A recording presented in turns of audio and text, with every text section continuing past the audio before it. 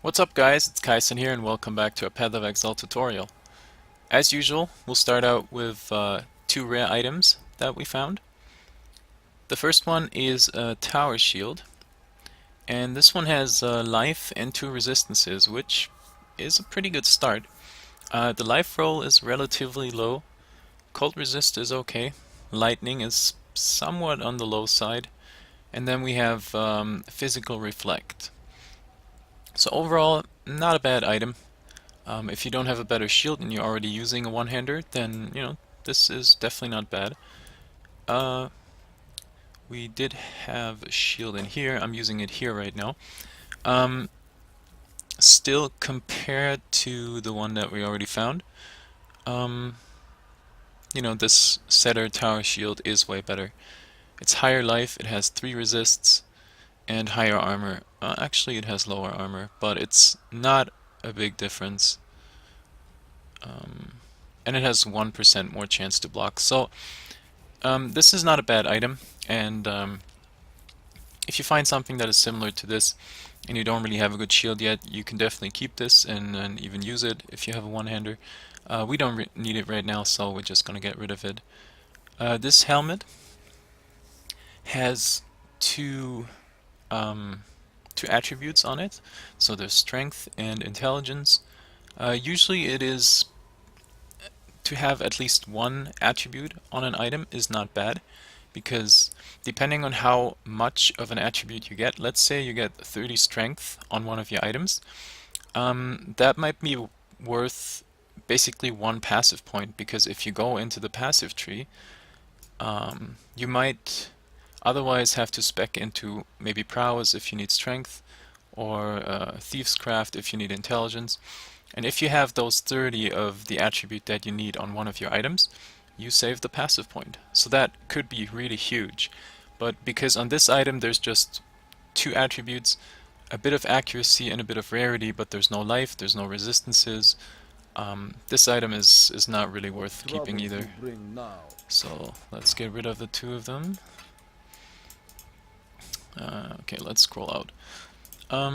And one thing that I wanted to show you guys in here is that I started to collect just white item with different colorings. So on a shield as well as a one-handed weapon, 3 sockets is the maximum.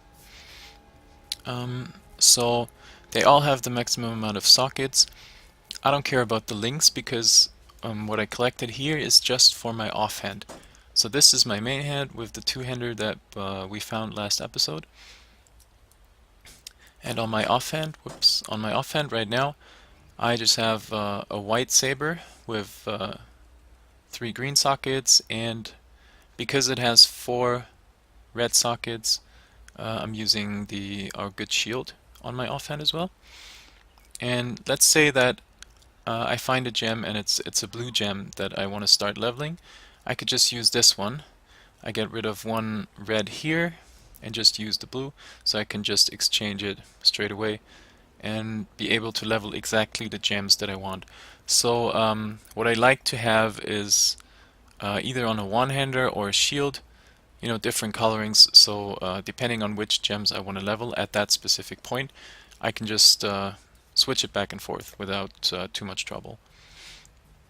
Okay, so for this episode, what I had planned was we're definitely going to finish Act 2, so we will fight the boss.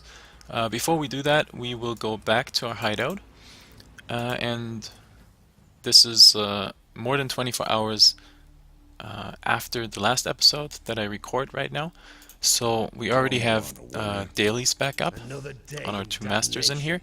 So we will do the dailies first, and this might be a tiny bit tricky because halfway level 3, halfway level 3, and we are level 28, so those missions are probably quite a bit above our level, so we have to go a bit slower and make sure that we don't get overwhelmed by monsters who are already level 35 to 37. But I want to do them straight away and not level first, because I want to get one of them to level 5, which gives you an advantage because it allows you to get one additional master into your hideout. So that makes it faster for you to level all your masters to the level that you want to have them at. Okay, so we're gonna do those now, and probably gonna start with Haku, because Haku is the one where I don't really want to make the cut. So we'll do that right away. And then I'll start with the cut, and for Elrion, I'm just gonna show you whatever is interesting during the mission. Oh, and that's what I was talking. Oh, he said hurry, but there's nothing about hurry. Okay. So I can actually make the cut here because we don't have the timed mission from Haku. One thing that I wanted to mention really quick is that I switched my aura.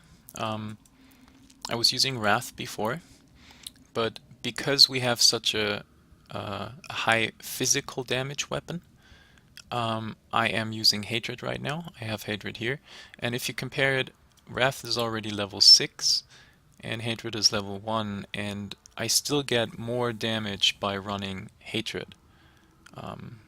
So my Spectral Throw is, I think it's not much, it's like 4 DPS difference right now, but if you compare the levels of the gems, then if Hatred levels, and it should level relatively quickly, the difference will get more and more significant. So if you have them, it makes sense to level Wrath and Anger. That's mainly for endgame, or if you get a really good weapon with elemental damage on it.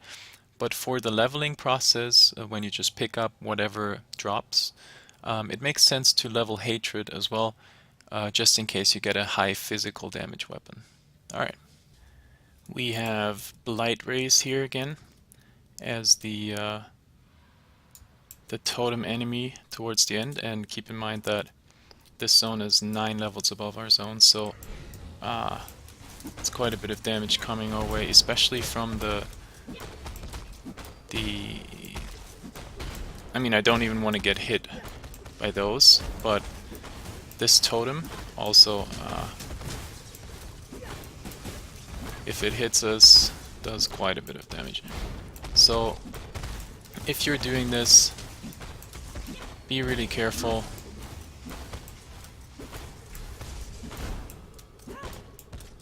If you get hit by the storm calls, that is probably it for you. Yeah, and you can see that the totem,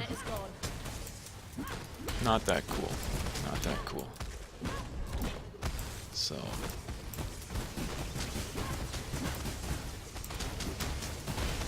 ow, almost got it, almost got it.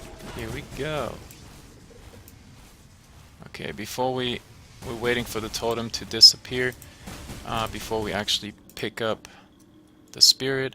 If it's not timed, you can basically pick up whatever you want from the ground, and take your time.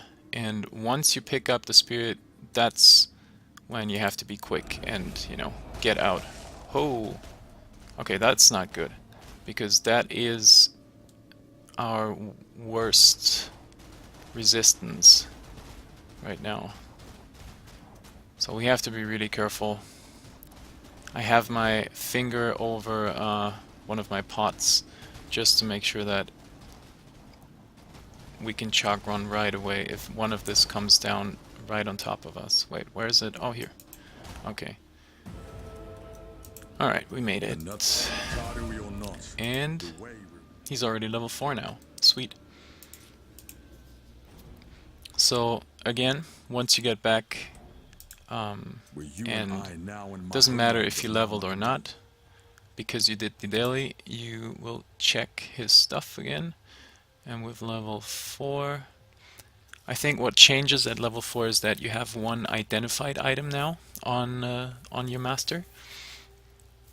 And for Haku, that has mostly to do with quality of gems on an item. I don't really see the sense behind it, to be honest. I would never buy something like this, but maybe some people think it's worthwhile. I don't know. So I'm checking the gems that he offers again. just to make sure that there's if there's a quality one on them, I might buy it.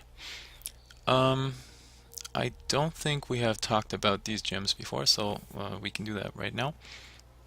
Infernal Blow is a fire attack, well, physical slash fire. So some of your physical damage is converted to fire if you use this. So that means you want to use a high fizz weapon, and then some of that high fizz is converted. And the interesting thing about it is that if you hit an enemy and it dies because of the hit, it explodes. So if you kill an enemy with this skill, the single target attack turns into an AoE. And it actually says it requires a sword, axe, mace, staff, or unarmed. And unarmed is interesting because there is a certain unique that is not considered a weapon, but is you wear it on your weapon slot, which is called a facebreaker. And this skill particularly works well with that unique. We'll get back to it. Maybe we even find a facebreaker, and we'll talk a bit more about that. But for now, so this is basically a single target attack that has an AoE aspect to it. And the interesting thing as well is that the explosions are based off of the corpse's maximum life. So that means if, let's say you have a pack with one rare mob, you should, with this skill, focus on the rare mob, and once you kill the rare mob, 25% of the life of the rare mob will be dealt as damage to all of the other white mobs around, which usually means that you will one-shot all of them. So it's a really interesting skill. The second one here is called Vengeance. That's one of the new skills that came out with this recent patch.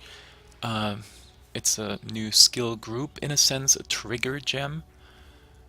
And this one has a chance to perform a swift counterattack against all enemies around you when you're hit. Weapon range increases the area. So this can basically use with any weapon. There's others that are a bit more specific, where you have to wear a shield or where you have to dual wield. And it deals... you don't have to link it to anything, you just have to have it on your gear. And it's basically additional damage. So it's a very useful gem. A lot of people using it right now. So yeah, if you have a melee build, then this is definitely worthwhile thinking of including into your build. Since Haku has missions in the 40 range now, it makes sense, and he doesn't, comparatively in the level, he doesn't really have too much reputation, so it makes sense to dismiss him at this point and get somebody else in. So I invited Katarina, and we get the tool from her, which we can put in our hideout right away. Let's just put that somewhere here, why not? Done. And the headstones from her can be used on quite a few things. I think this is mostly about, scepters, wands, daggers, so everything that has to do with mainly spell damage. I'm pretty sure this will expand with time, and we don't really have to use it right now. We don't need it. We don't necessarily need spell damage ever, but just to show you guys that this is mainly about spell damage items. And she's only level 2, so that's great. We should try to do her missions as soon as possible, because if we wait a lot longer, we might not get the experience of the mission. Always make sure that you check the vendor before you go on, which we did with her, and then we can go for the daily, and I'll let you guys know if something interesting happens. Around our level, we will start finding items now with 4 sockets, because item level 28 is the cutoff where item level, if you find an item level 27, it can only have 3. Item level 28, it can already have 4 sockets. So our mission in here is to find and revive 9 corrupted corpses, and you usually see them in pairs of 3. And if you click on them, you revive them together with a bunch of random white mobs, and then they start attacking you. So you might want to kite them back, just deal consistent damage. That's the beauty about Spectral Throw, because you don't have to stay in one spot, and be careful about the explosions once you actually kill them. I'm just gonna stay here, and you can see, well, it's not too bad, but you can easily avoid the damage if you just don't stay stationary and just keep on moving. And those were 3, so we have to find 6 more. Well, I'm not gonna show that to you guys. You should know what to do now. Alright, back at Katarina. We get the level up. And since at this point we have everybody at level 3 now, we're just gonna keep her in our hideout and try to level her up to 4. So if you have everybody roughly the same level, then it makes sense to keep the last person on, just so you don't lose the reputation that you just gained with her. And let's check her inventory. Now with level 3, these gems were added. I think we definitely saw Flame Blast, and I think we saw Firestorm. If we have not, it's just a rain, basically fireballs coming from the sky and exploding, so it's an AoE attack, fire-based. That's all it is. Alright, there's one more to go. We're going for Elrion next. So you're in a... And once we're done with this, we can go on with the storyline. Make sure that you're ready before you talk to him. And let's go. So in this one, we have to feed souls to the relics, so you want to wait until the enemies are actually in this circle, and then kill them. So we always... Yep, we already got a few. 17 so far. The relic will take a bit of damage. Oh, and I will take a bit of damage. Those incinerators are definitely not my friends. Oh, there's more down here. Okay. Oh boy. That relic is taking a bit too much damage. Ew, no! Damn. Okay. Well, it had to happen sometime. We failed our first mission. That's not cool. I don't really know how close we were to succeeding. I think we were probably in our 30s or maybe even in our 40s, so relatively close to actually getting the mission through. But the incinerators with their fire bombs just dealt too much damage to me and also to the relic itself. So wow. That will definitely happen to you guys as well, so don't be discouraged if that happens. Just wait until it resets and start again and try again. Especially Elrion, if you're playing hardcore, you got to be careful with missions in general and Elrion specifically, because the higher level you get, it gets pretty rippy. So although we did not succeed in our mission, his items still reset, so we can at least check the items and see if there's something interesting on here. Let me see if we talked about any of these. Apparently we have not, so let's have a look. Purity of Fire gives you additional fire resistance. So this is a defensive aura. I think we saw another purity before. There's one for fire, one for lightning, and one for cold resistance. So as you level this one, you gain more and more additional fire resist, which means you don't really have to have as much fire resist on your gear, so you can potentially have other stats on your gear instead of fire resist.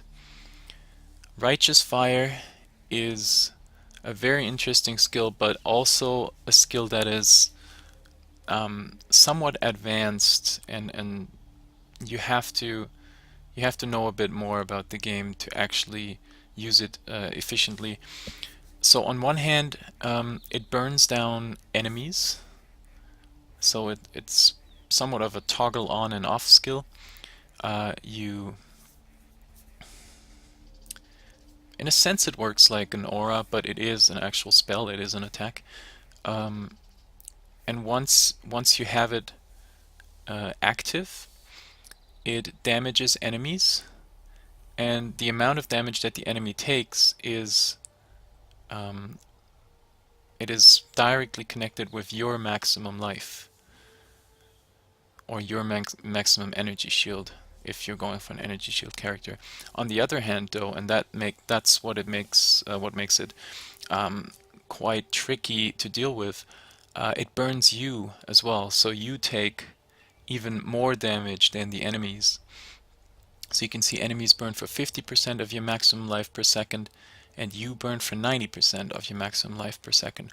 So what that means is that this skill, first of all, is only viable in endgame, because you have to have a very high life regeneration rate to be able to use it, and in most of the cases you won't be able to get that earlier than even level, I don't know, probably before level 70. You shouldn't even think about this skill. But it is really powerful once you can use it, because you're basically just running around and monsters will take damage. You don't have to stand still. You can consistently kite, and everything around you just takes damage. So very interesting skill, very advanced compared to other skills. And the third one we have here is Punishment, which is a curse. And this one is a curse where the monsters that you curse with punishment will take increased physical damage from your attacks. There's some monsters that use this curse on you, and if you have low armor or low evasion, you have to be really careful, because you will take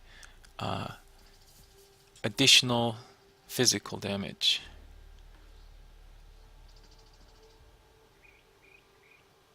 Oh, actually, it's a slightly different than what I thought it was. It is all reflect. That's interesting. So that means if somebody curses punishment on you and you deal strictly elemental damage, this curse shouldn't do anything to you, because there's no physical reflect in that case. So if I read this correct, it means that if you curse an enemy with punishment, then it only makes sense if that particular enemy actually deals physical damage. If they deal physical damage, that damage will be reflected back on them. And the same goes for you. If you are being cursed, then it only does something to you if you deal physical damage yourself. Alright.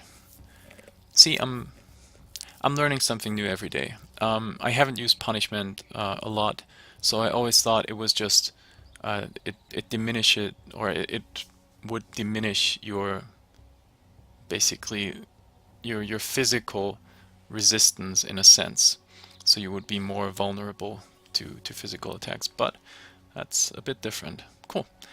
Okay, so that concludes the daily missions. And what we will do now is we will go back to Act 2, to the caverns, and make our way through the ancient pyramid and fight the boss on top of it.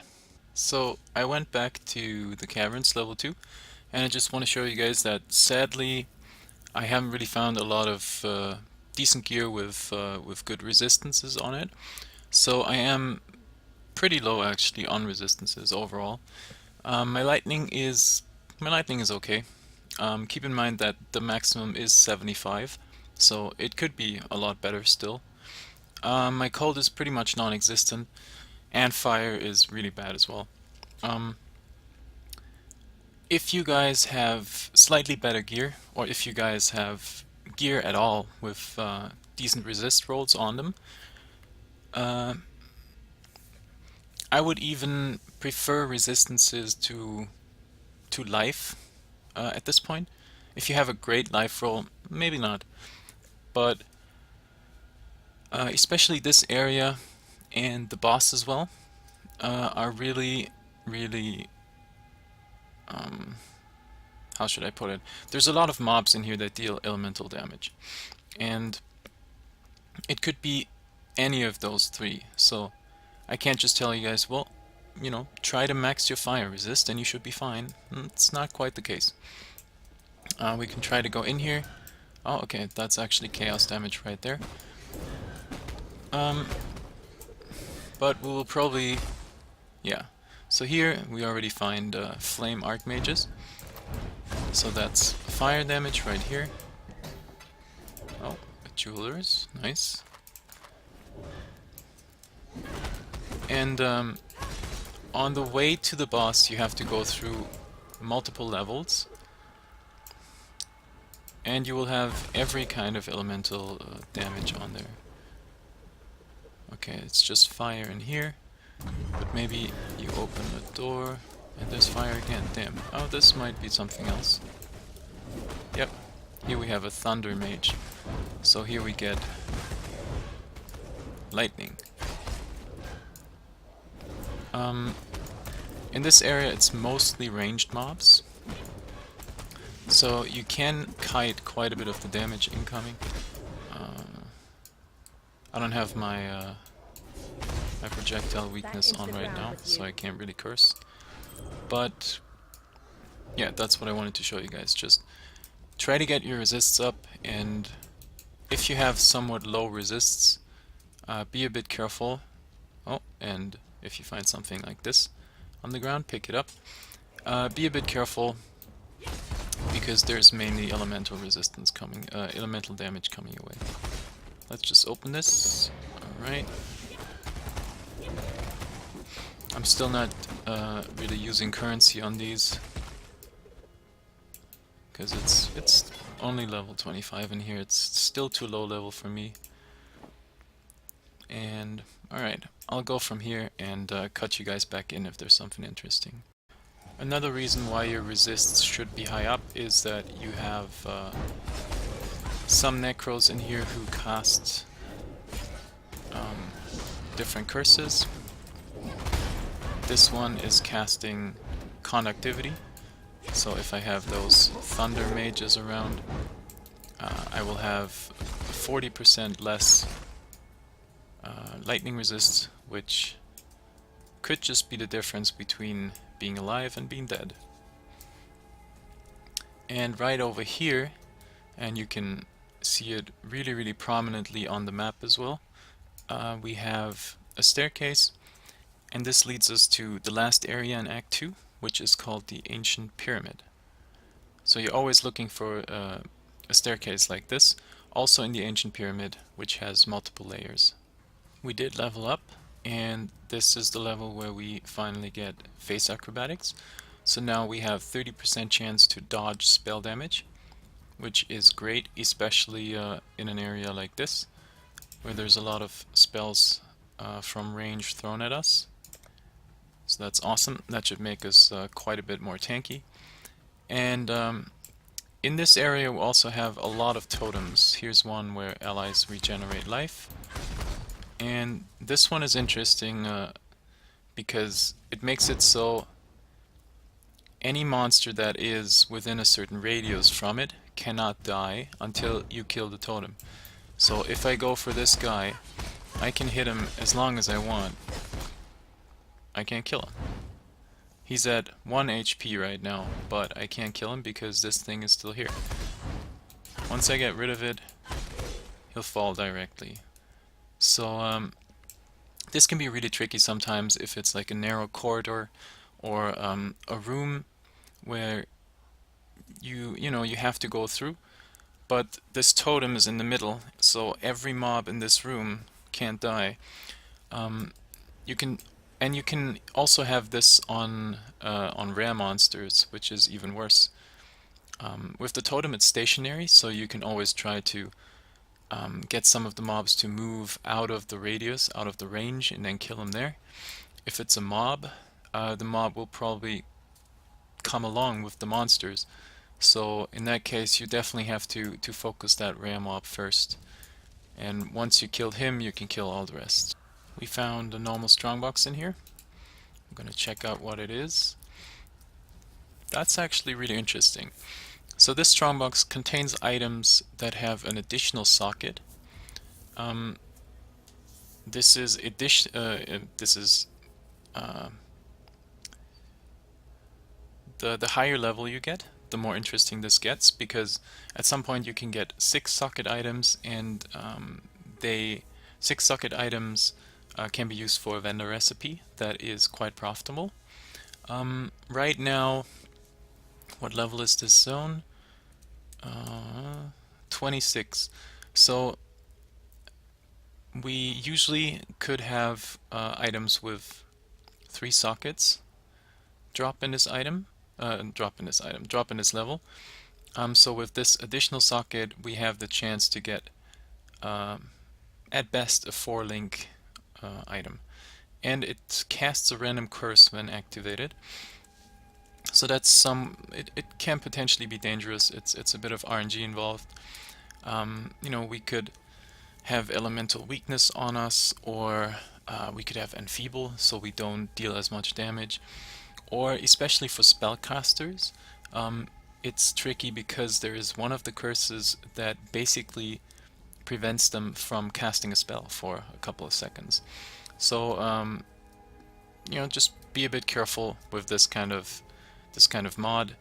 I usually just try to get... Oh, that was the wrong way. Okay, I should have gone this way. Yeah. It's always, it's not a good idea to try to go through like a narrow passageway once you open these things, because once the monsters spawn, everything could be blocked already. Alright, so complexity, we haven't had that before. I think that was the one with the additional sockets.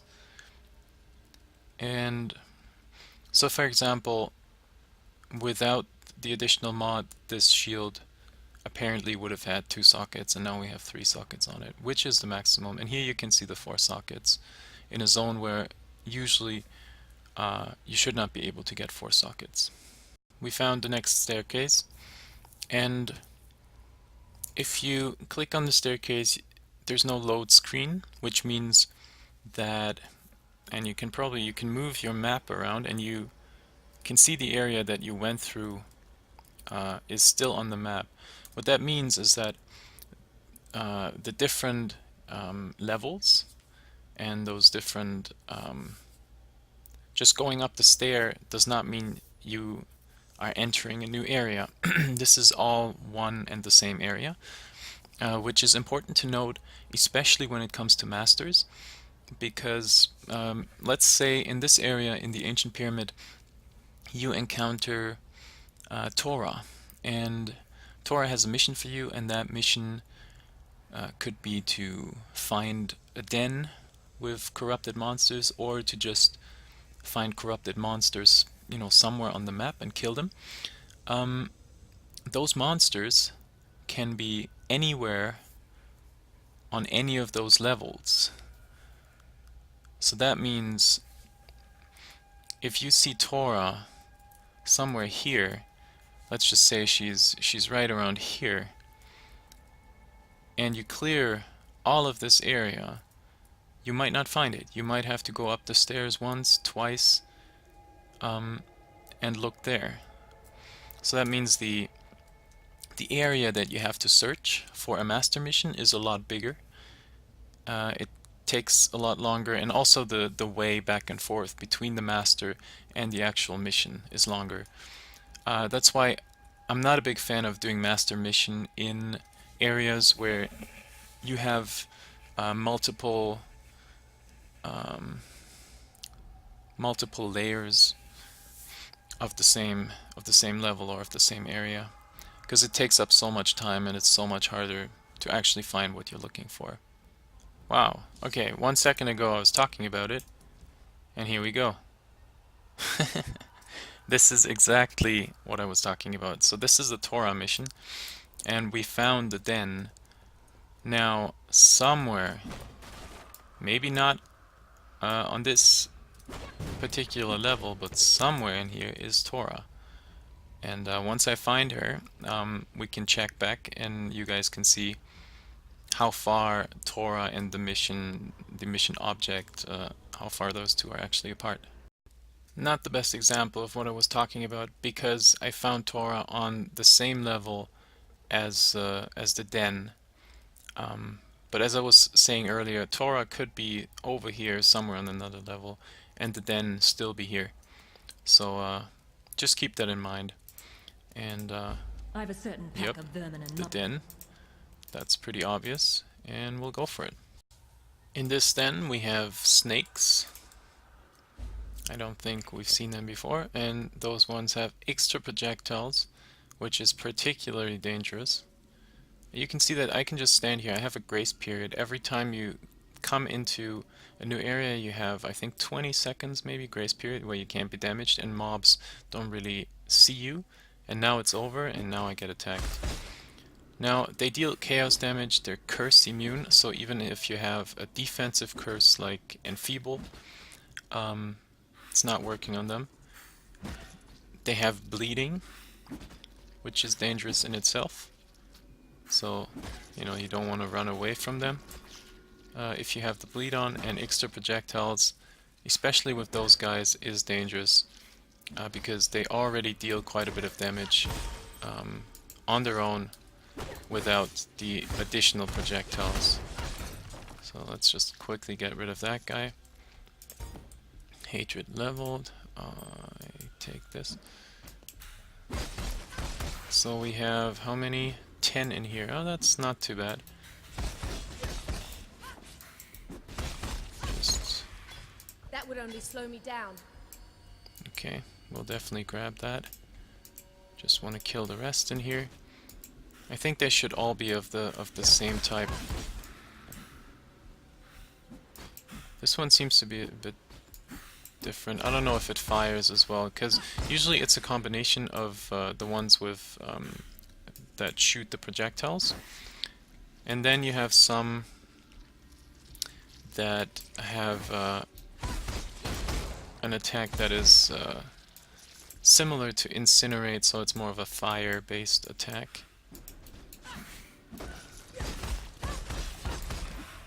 This one looks like one of those as well, but it's not really attacking any different than this. Okay, well, let's just kill it, and that was the last one, so we can go back to Torah now. Here we are. And we didn't really get too much, I have to say. I was hoping for more. That was only roughly 1,000. Alright. Now this is an example of what I was talking about before with the other allies cannot die totem. It's in a room, and I can't kill any of these mobs, so I'll just try to kill the totem as quickly as possible. With Spectral Throw you can obviously damage the mobs at the same time, so the second the totem dies, everything around it dies as well. And it's pretty easy to deal with.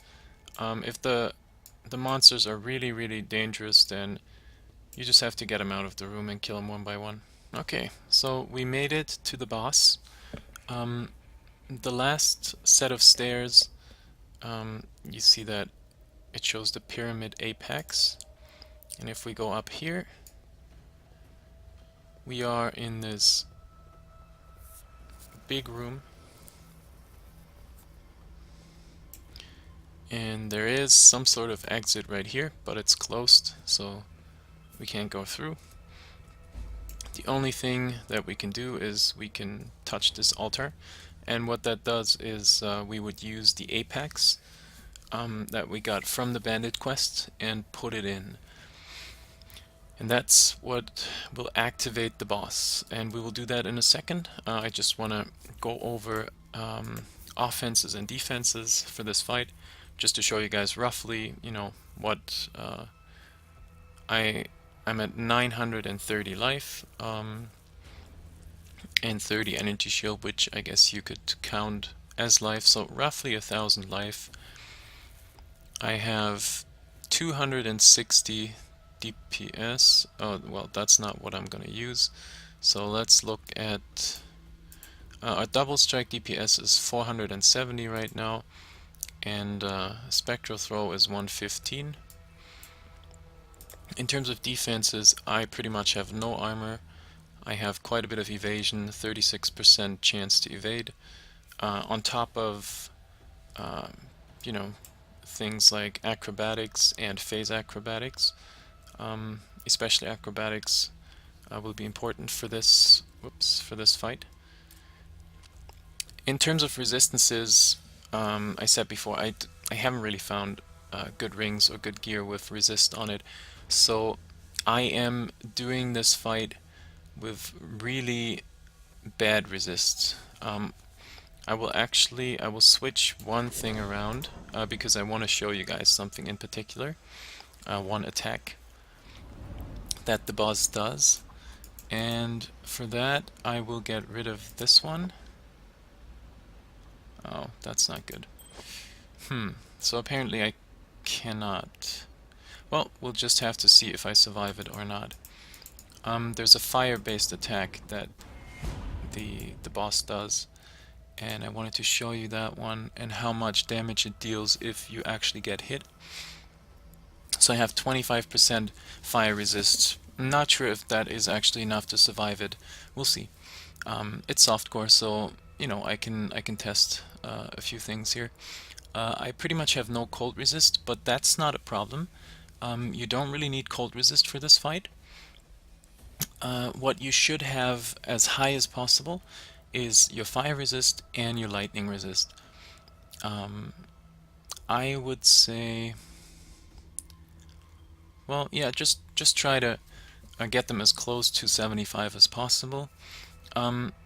The way I will show you this fight is I want to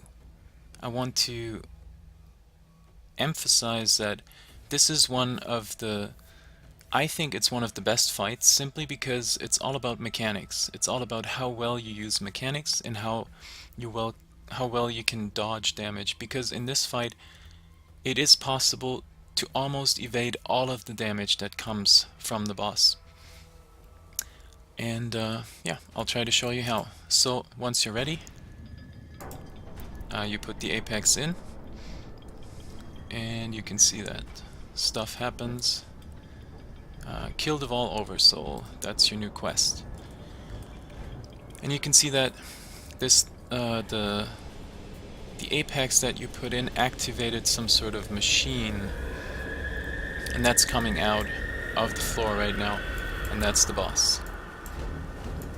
And always when he spawns, the first thing he does is he has a spawn phase, which means he will spawn some adds and then go into the floor. And from now on he has different attacks that he uses. That is the fire attack that I was talking about. Right now he's using an attack where, okay, that's the add phase again. So he has 4 different ones. The add phase is the first one. He has a melee fire attack that we've already seen once. That's a cold attack, but it doesn't really deal any damage, it just slows you down if you're standing on top of it. That's the fire melee attack again. We have the add phase again.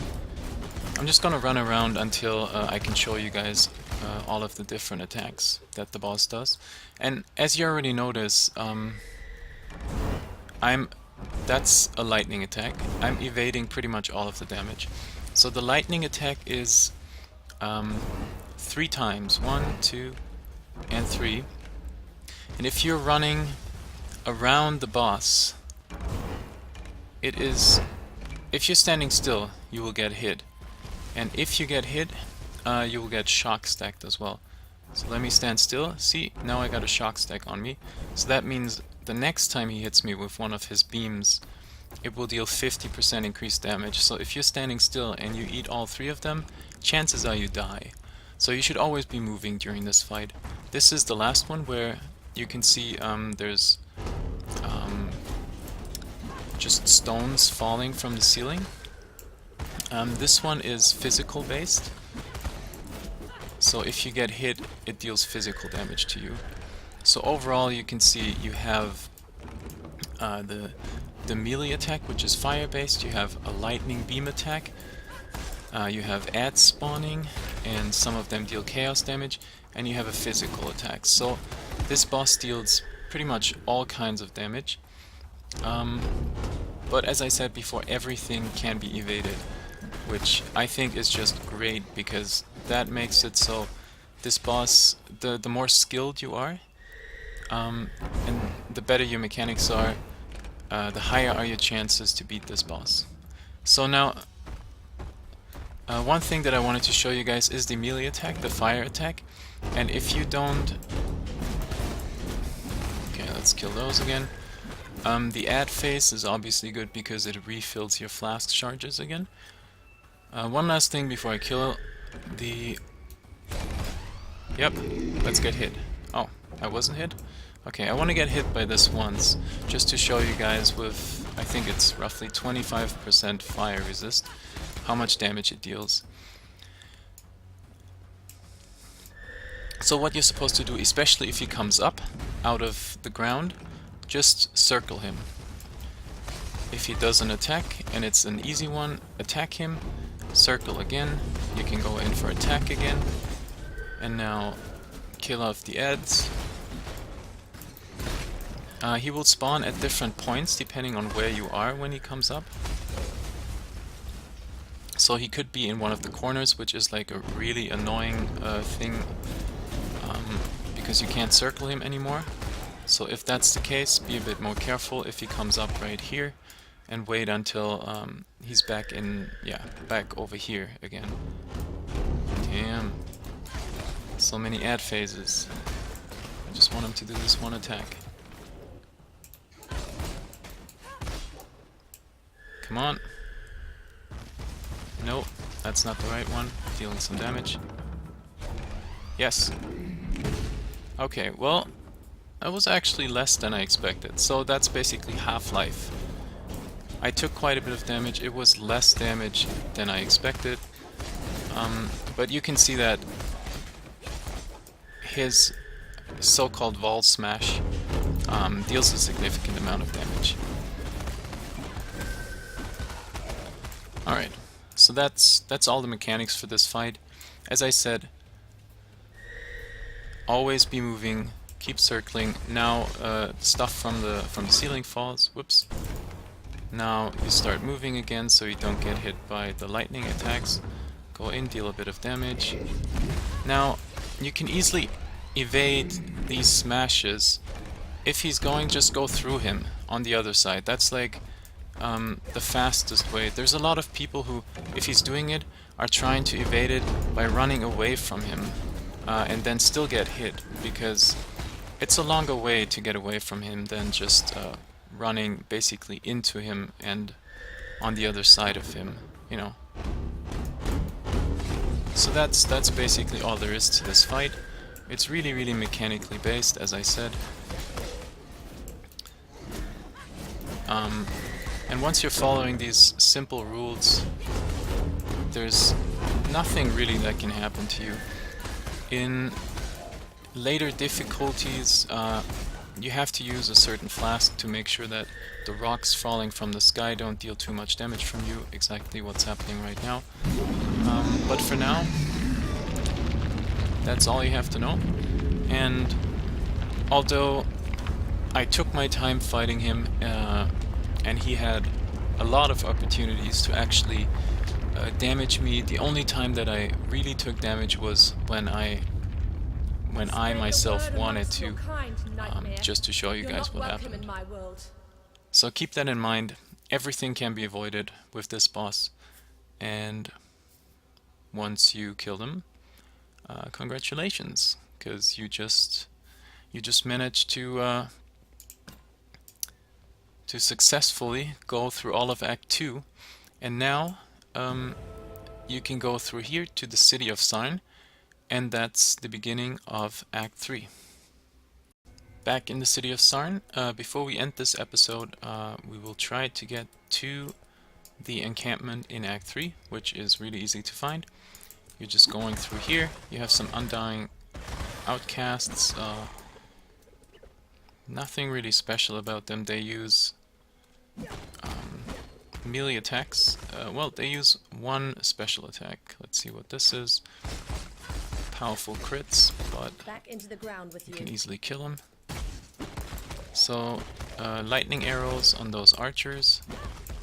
You've seen all of this already. So if you're in this area and maybe you're a bit under-leveled, what you can do is, I just want to show his attack, because they use whirling blades. Come on, use it. And it's a movement gem.